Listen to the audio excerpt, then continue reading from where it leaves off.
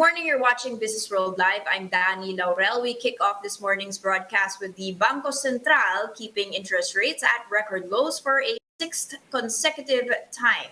You can see on your screens here the overnight reverse repurchase or borrowing rate was unchanged at 2%.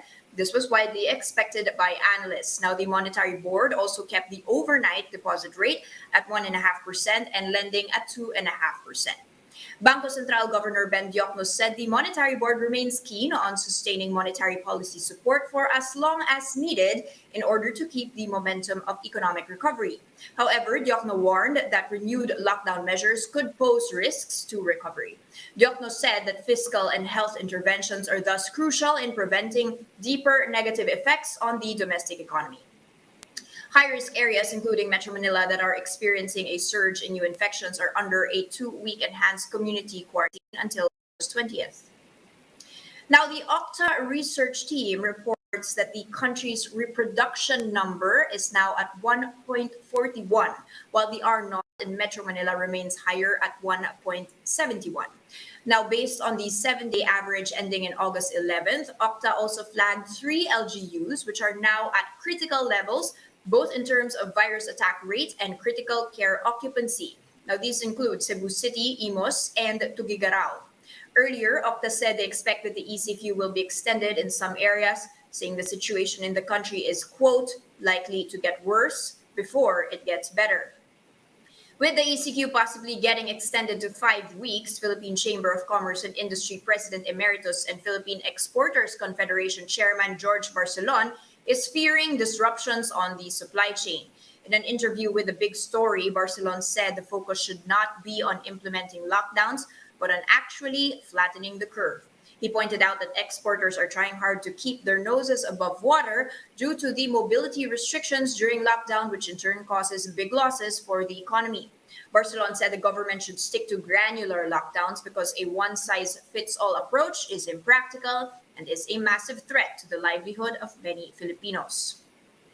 In a separate statement, the PCCI also noted that instead of helping mitigate the situation, lockdowns may simply aggravate the health and livelihood crisis experienced by the country.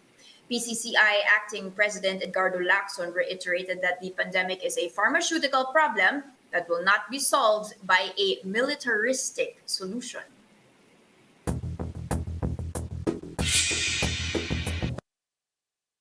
Now, back to that much anticipated BSP decision, just a quick health check here on our local unit. This is as of August 12, our peso trading at 50.387 to the greenback. I'm just going to pull out the year-to-date chart for you guys so that you can see how we have been weakening since the start of the year. We kicked off the year at around 48 to the greenback levels, and we are now breaching back again, closing in on those 51 levels. Let's take a step back and look at equities all around the world. We haven't done that in a while. You can see how US did eke out all-time gains here. You can see the Dow Jones up as well by 14.88%, S&P 500 as well, NASDAQ as well.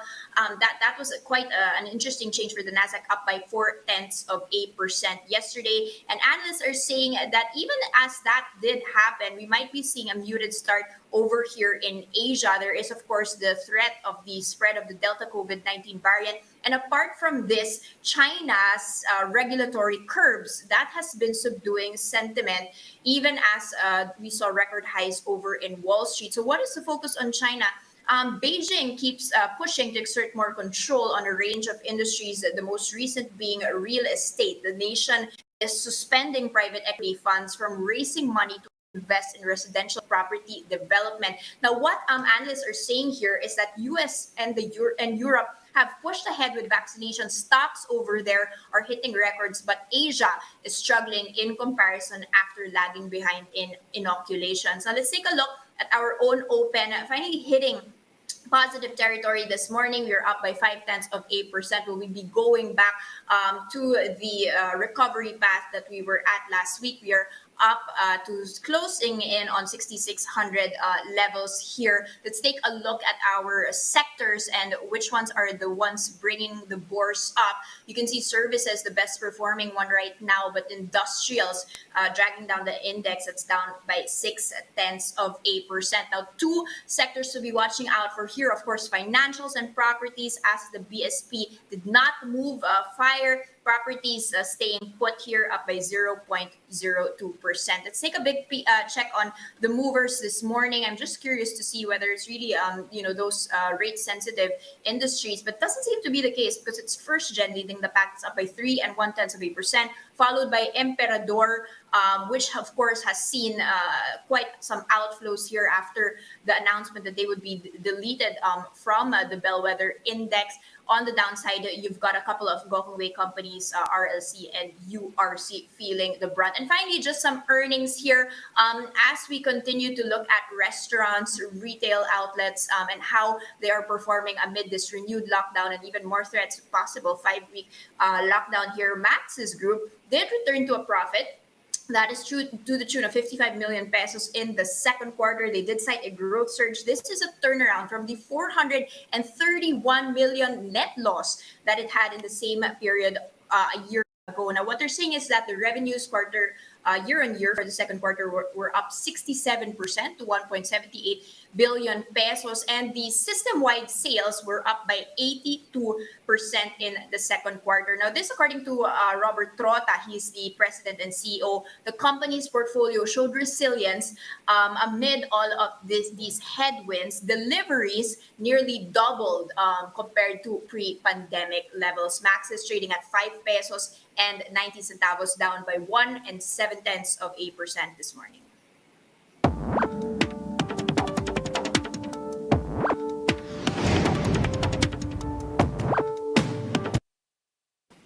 The modern workplace and mobility curbs have negatively affected all but one sector, telcos. Here to chat with us about their latest performance figures, we have the Chief Administrative Officer of DITO Telecom, Adel Tamano. Good morning, Sir Adel, and welcome back to Businessworld Live.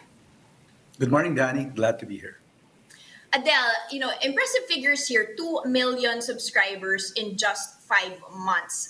But the question is, you already had such high expectations to begin with, very, very ambitious targets. How do these figures compare to the targets that you had pre-pandemic? Danie, we're actually very surprised. You have to consider that we launched DITO. We built up the network and we commercially launched during a pandemic, and now we're under heavy lockdowns. But the numbers keep going up. We did not expect to hit 500,000 within our first month. Then a couple of months after that, June, we already hit 1 million, and then come this July, we hit 2. We're on track for 3 pretty soon. So there is an appetite for better telco services. And it has, to be very honest, it has exceeded expectations, so much so that we're actually also scrambling to make sure that we have enough SIMs for the demand. Can you explain why this is so? Is this the pandemic effect, so to speak? Was there a need for more, SIM cards to be sold? There have been some studies that Filipinos have some of the highest SIM card penetration in the world. So where does this growth come from? Areas that never had mobile subscription to begin with, Sure. or transferring from network to network? Sure. We're coming into markets that people already have 1 or even 2 SIMs, right? But DITO was born out of and I'll be very candid, out of the frustration of many Filipinos in regard to quality of service. So right now, I think people are happy to try our service, and I think they're surprised at how fast our network is, especially in those areas where we have good signal coverage. Now, Danie, let me also please give me this opportunity to say that we're not apples to apples, all right? We're the new kid on the block, and there are some areas where our quality is not the best. But in those areas where we have good signal, people are surprised at the speed and the quality of our service. Can you nuance that a bit? Which areas Sure. are you most successful in? Which are your priority areas here? Are these the underserved by the incumbent players, or are you, Sure. trying to compete with the areas that are most developed when it comes to connectivity? Well, we only enter areas where, so we first always do a testing of the quality of our network, and we only launch when we feel that we are at par or better than the competitors. So that has been really our guiding principle. Now, we do want to serve the underserved areas. And in our 5 year plan, we will actually go beyond the 84%. We plan to do about 90%. So that will reach those far flung areas in BARM, for example. But for now, since we're taking our baby steps, Danny, we do have to enter areas where we can also get sufficient subscribers so that we have revenue. So that Okay. makes sense. But we did start first in Davao because we felt our service was best there, and we entered Mhm. NCR a little bit late, just a couple of months ago, and we're steadily getting subscribers in NCR as well. Sir, your expansion growth targets, if I'm not mistaken, 30% of the market right now. You said you of course want to cover much more than that and not just be the third telco, but actually the leading telco. But how is this Sure. 30% market share going? Again, we are the 30% market share. That's a long term view. Um, but at the rate we are going, we actually, again, to be very candid to you, Danny, one of our concerns now is, do we have enough SIMs? Mm. Because the demand really is there. I think part of the reason is also some of the consumers actually, because of the speed of our internet in those areas where we have good signal, they actually use us instead of broadband. We've had Mm-hmm. many stories of that Mm-hmm. now. And I guess because people are in work from home mode, it actually makes things much cheaper for them to use our service than to use the service of other telcos or other broadbands. Okay. Sir, did this specific strategy change from your pre-pandemic targets because of the fact that there's a lockdown that you've actually had to focus on providing this? And in the same manner, are you going to Sure. delve deeper into broadband services? Okay, so I think you're the first journalist that we're going to tell this directly. Yes, we will be entering the broadband space. We're actually doing what is known as a friendly user test already for that. We will only want to enter that market when we're confident that we can actually do a really good job. But that's a market that's open to us. That has always been part of our plan. Um, it hasn't really been sped up because of the pandemic issue. And in fact, I keep telling our teams that it's a miracle we're in this game because to be able to launch a telco and to keep getting this number of subscribers at this state where our country is at is really quite a miracle, and we're very grateful for the support we've been getting from the public. Sir, do you have any timeline when we can expect this venture into to broadband services? There are dependencies, Danny. That's why I can't give you a concrete timeline because, excuse me, we want to be sure that our service is very good. But if you want like a more general timeline, at the latest, perhaps maybe sometime early next year, we will be entering the broadband space. Okay, so very exciting here in terms of not just mobile coverage but broadband. Sir, in terms of strategy, is this because you believe that's the future to be? Our of course mobility has been hampered because of these lockdowns, and now the work from home model is the bigger story. Will you be focusing much more on that space, and as you mentioned, the data usage of customers Sure. rather than mobility? No, for now, primarily we're focused on mobile, and we do believe that this situation in terms of the COVID crisis, it's not going to last forever, and people are eventually going to go back to the workplace, go back to schools, and so mobile services will be, increasingly even more in demand. So that's our focus for now, but definitely broadband is a space we want to play in as well. Sir, give us an idea of your capex spend and for Sure. this year, for next year, and whether you're still going to be able to meet that given the difficulties in the market. Sure. Our 5 year plan is 250 billion pesos. We actually front loaded a little bit. This year we spent over 150 billion pesos because, Danny, the first thing that you have to do when you set up a telco service is to lay down the network, and that is highly capex extensive. So over the next 4 years, we will invest heavily, but not to the extent that we did this first year and a half, maybe about 25 to 30 billion for the coming years as well. Have there On been a some year-to-year. difficulties, sir, in the rollout of your plans because of limits to construction, limits Sure, to sure. services? Yes. Actually, Danny, first, let me take this opportunity to thank the DICT and the NTC and even the local governments. When we started this project, Danny, people said it's impossible for you to do 2,000 towers, for example, in a span of 1 or 2 years because you need 30 permits. But because of the support of the DICT, the NTC, and local governments, we've actually been able to do that. So it's a challenge. Also, the Bayanihan law also did help because it lessened the number of permits that we needed to start building our. Because this is critical infrastructure, as we know, Danny. So Okay. it has been a challenge. Actually, the challenge was at the onset during the first lockdowns because we couldn't move people around. But the IATF was able to give us the necessary permits and IDs, and hence we were able to actually meet our requirements. When the lockdown first hit us, I think our productivity in terms of tower building went down from 100% to something like 20%. But Okay. afterwards, when the IDs were issued and the permits were issued, we came down to our to the levels that we needed.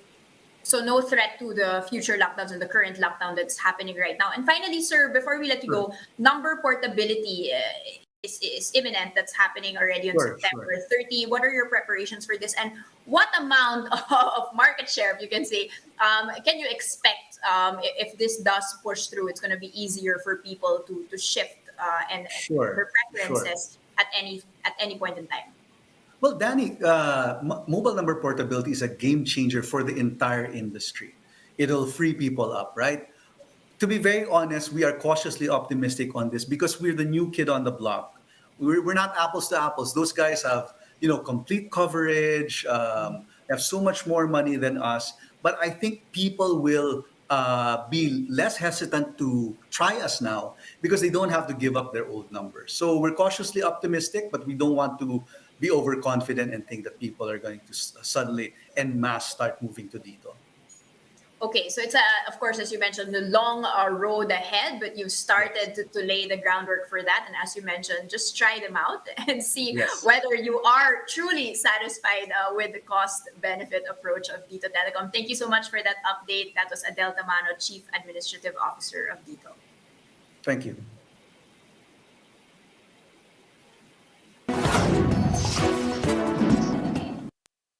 Here are other headlines we're keeping our eyes on. The growing number of Delta variant infections coupled with hard lockdowns will likely slow down the Philippines' economic recovery for the rest of the year. That's according to the latest report of the ASEAN Plus 3 Macroeconomic Research Office. AMRO's economist for the Philippines, Ziwen Jiao, said the economy's 11.8% growth in the second quarter signaled signs of recovery, but this momentum may have slowed due to the resurgence of COVID cases and renewed lockdowns.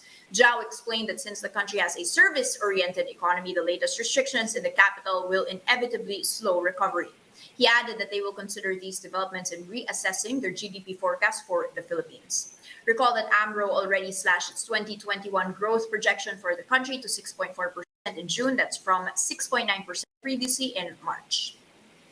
Now, the Agriculture Department has formed a committee to streamline its processes in compliance with a government mandate to reduce red tape.